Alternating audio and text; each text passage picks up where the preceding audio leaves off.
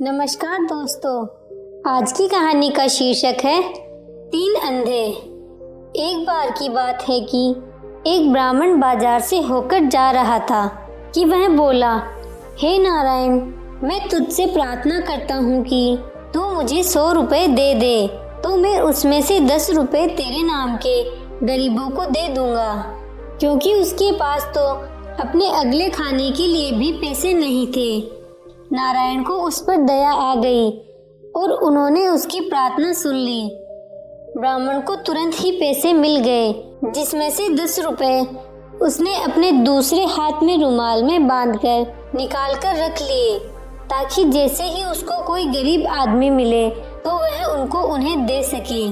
तभी उसके सामने एक अंधा आदमी भीख मांगते हुए आया, तो जैसा कि उसने अपनी प्रार्थना में कहा था, उसने उसको 10 रुपए दान में दे दिए।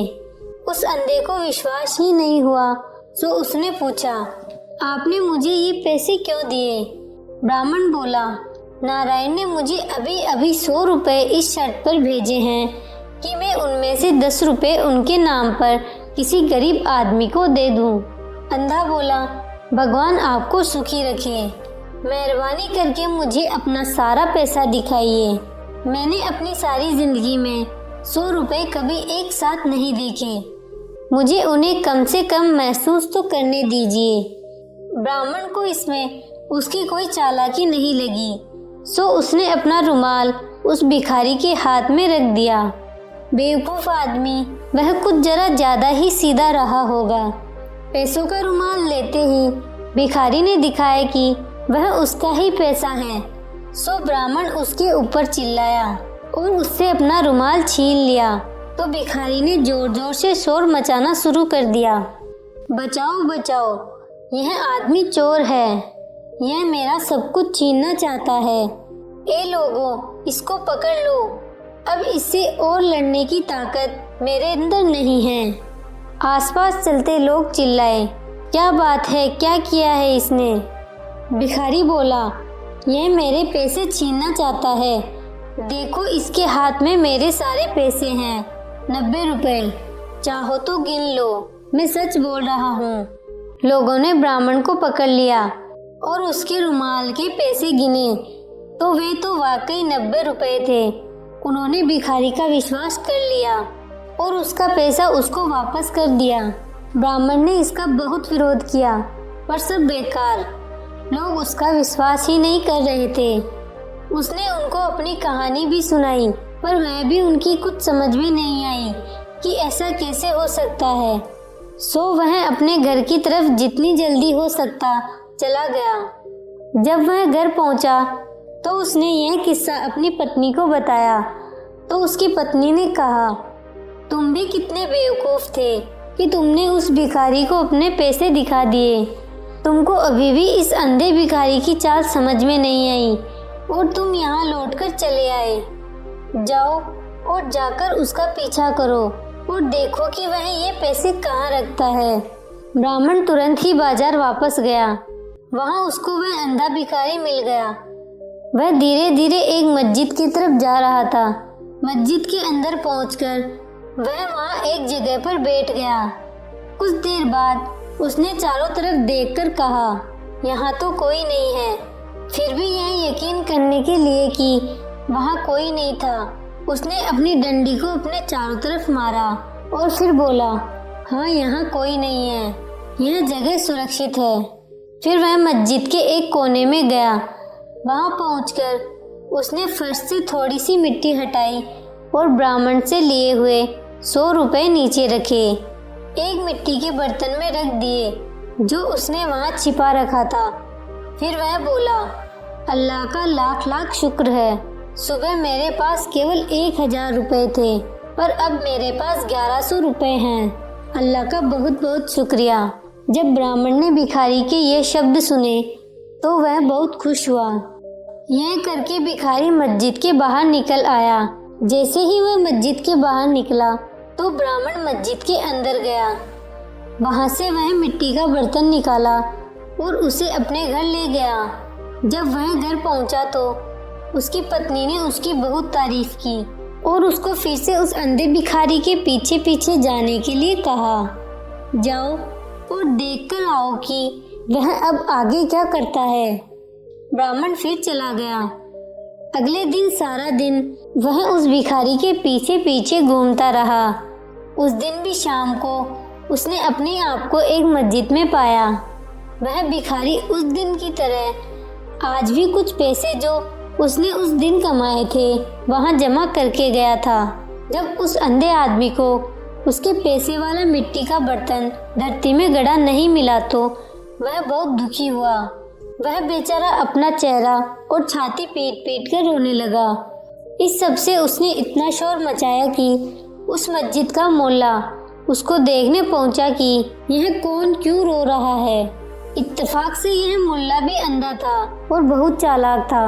मुल्ला ने भिखारी से पूछा, यहाँ तुम यह क्या कर रहे हो? सबको परेशान कर रहे हो और मस्जिद की जमीन भी खराब कर रहे हो। चले जाओ यहाँ से। तुम हमारे और हमारी मस्जिद के ऊपर पाप चढ़ाने वाले हो। यहाँ से तुम तुरंत चले जाओ, वरना मैं अभी लोगों को बुला लूँगा और तुमको अपने इस व्यवहार पर पछताना पड़ेगा। भिखारी बोला, जनाब, मेरे पास जो कुछ भी था मेरा वह सब कुछ डाकू लूट ले गए हैं। यहाँ कोई चोर आया और वह मेरा सारा पैसा निकाल कर ले गया। मैं क्या करूँ, मैं क्या करूँ? मुल्ला बोला, तुम तो बहुत ही बड़े बेवकूफ़ हो। यह रोना धोना बंद करो और इस घटना से अपने अच्छे भविष्य के बारे में सीखो। किसी ने कभी क्या यह भी सुना है कि कोई अपने 1100 रुपए एक मिट्टी के बर्तन में रखकर इस मस्जिद जैसी आम जगह पर रख दे जहां सारे दिन लोग आते जाते रहते हो? अगर तुमने ऐसा ही किया होता जैसा कि मैंने किया तो तुम्हारे साथ यह न हुआ होता। गरीब भिखारी ने पूछा, तुम कैसे करते हो? मुल्ला बोला, मेरे पास एक बहुत बड़ी खोखली डंडी है। मैं अपना सारा पैसा उसी डंडी में रखता हूँ और वह डंडी मैं हमेशा अपने पास रखता हूँ। देखो, यह यहाँ है। कहकर उसने अपनी डंडी उसके पैर पर मारी। फिर बोला, जाओ तुम एक और डंडी ले लो और फिर अपने पैसे के बारे में निश्चिंत हो जाओ। यह सुनकर ब्राह्मण ने अंधे मुल्ला की तरफ इस तरह ध्यान से देखा जैसे वह उसका पैसा भी ले लेगा। सो उसने एक बड़ी डंडी ली, उसको खोखला किया और उसको मुल्ला की डंडी जैसा बना दिया। और फिर जैसे ही उसको मौका मिला उसने मुल्ला की डंडी से अपनी डंडी बदल ली। मुल्ला जब भी प्रार्थना करता था तो अपनी डंडी जमीन में रख देता था और क्योंकि वह अपनी प्रार्थना दिन में कई बार करता था इसलिए ब्राह्मण को ये मौका ढूंढने में बहुत देर इंतजार नहीं करना पड़ा। ब्राह्मण की पत्नी ने जब यह बात सुनी और बहुत सारे पैसे देखे तो वह तो बहुत खुश हुई। उसने अपने पति से कहा, अब तुम फिर जाओ और देखो कि यह मुल्ला अब क्या करता है। हो सकता है तुम्हें उसका कुछ और खजाना हाथ लग जाए। ब्राह्मण ने उसका कहना माना और वह फिर से उसी मुल्ला की तरफ चल दिया। वहां जाकर वह देखता है कि उसके पास एक और मुल्ला बैठा हुआ है। इत्तेफाक से यह दूसरा मुल्ला भी अंधा था। पहला वाला मुल्ला अपने पैसे खो जाने पर दूसरे मुल्ला के सामने रो रहा था तो दूसरे अंधे मुल्ला ने उससे कहा, तुम्हारी बेवकूफ़ी के लिए अल्लाह का तुम पर कुर्ब पड़े। अब तुम मेरी बात सुनो कि मैं अपने पैसे का क्या करता हूँ। मैं अपना सारा पैसा अपने कपड़ों में सिलकर रखता हूँ। वहाँ से मेरा पैसा कौन ले सकता है? मेरी सलाह मानो तो तुम भी ऐसा ही कर लो। जब ब्राह्मण ने दूसरे मुल्ला के ये शब्द सुने तो वह तुरंत ही वहाँ से भाग गया और मधुमक्खियों से भरा एक छत्ता खरीद कर लाया। उसको उसने एक मिट्टी के बर्तन की तली में लगा दिया। छत्ते के ऊपर उसने काफी सारा शहद रख दिया। इतना करके वह हंसा और बोला, उसको डराने के लिए इतना काफी है। फिर उसने एक मुसलमान का वेश बनाया। दूसरे मुल्ला को वह मिट्टी का शहद भरा बर्तन देने के लिए उसके घर की तरफ चल दिया। उसके घर जाकर उसने उसको वह बर्तन भेंट में दे दिया। मुल्ला शहद से भरा बर्तन पाकर बहुत खुश हुआ। उसने उसको आशीर्वाद दिया। बर्तन देखकर ब्राह्मण चला गया, पर वह अपने घर नहीं गया। वह उसके घर की थोड़ी दूर जाकर इंतजार करने लगा कि कब वह अपना शहद खत्म करता है। जैसे ही ब्राह्मण उसके घर से गया, मुल्ला ने शहद निकालने के लिए बर्तन में हाथ डाला कि वह उसको बड़े बर्तन में से निकालकर छोटे बर्तनों में रख दे, क्योंकि वह ये नहीं चाहता था कि कोई दूसरा उसकी इतनी सारी चीजों को उसके पास एक ही बार में देख ले। उसने शहद से 1-2 छोटे बर्तन भरे ही थे कि अब उसका हाथ शहद की बजाय मधुमक्खियों के छत्ते से जा लगा।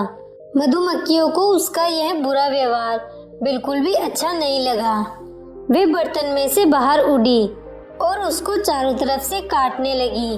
वह अपना शरीर पीटता पीटता घर के बाहर की तरफ भागा, पर मधुमक्खियां भी अपने इरादे की पक्की थी। वे भी उसको छोड़ नहीं रही थी। ऐसे समय में कोई उसकी सहायता भी नहीं कर पा रहा था। सो उस अंधे मुल्ले को अपने कपड़े उतारकर एक तरफ को फेंकने ही पड़े और घर के अंदर जाना पड़ा। मधुमक्खियां भी उसके पीछे पीछे भागी। वह बेचारा तो उनके काटने से मर ही जाता। अगर उसकी पत्नी एक शहतूत की मोटी सी साख लिए वहां नहीं आ गई होती और उसने उससे उनको नहीं मार भगाया होता। इस बीच ब्राह्मण ने मुल्ले के कपड़े उठाए और अपने घर भाग गया। उसकी पत्नी उसको देखकर बहुत खुश हुई। वह बोली, हम लोग तो अब बहुत अमीर हो गए। अब हमें अपनी बाकी की जिंदगी के लिए कुछ नहीं चाहिए। जैसे ही मुल्ला को मधुमक्खियों के काटने से थोड़ा सा होश आया तो उसने देखा कि उसके तो कपड़े ही गायब हैं। यह देखकर उसको बहुत परेशानी हुई। वह तुरंत पहले वाले अंधे मुल्ले के पास गया और उससे अपना सारा हाल कहा। दोनों ने आपस में मिलकर कुछ सलाह की। सो वे दोनों मिलकर अंधे भिखारी के पास गए और उसे जाकर अपनी अपनी कहानियां बताई। तीनों ने मिलकर योजना बनाई कि राजा के पास चला जाए और उससे प्रार्थना की जाए कि वह इस चोर की ठीक से खोज करे। ऐसा ही किया गया। राजा ने उन तीनों की बात ठीक से सुनी और उन तीनों की कहानियों में रुचि लेने लगा। वह खुद भी यह जानने की कोशिश में लग गया कि ऐसा कौन सा आदमी था जिसने इन 3 होशियार और चतुर लोगों को धोखा दिया। उसने सारे शहर में ढिंडोरा पिटवा दिया कि जिसने भी यह सब किया है आकर स्वीकार करे तो राजा उसको माफ भी कर देगा और साथ में उसको अच्छा इनाम भी देगा। यह सुनकर ब्राह्मण राजा के पास गया और उसको सारी कहानी सुनाई। राजा बोला, शाबाश, पर यह तो बताओ कि यह सब तुमने अकेले ने किया या फिर किसी और ने भी तुमको इस बारे में सलाह दी?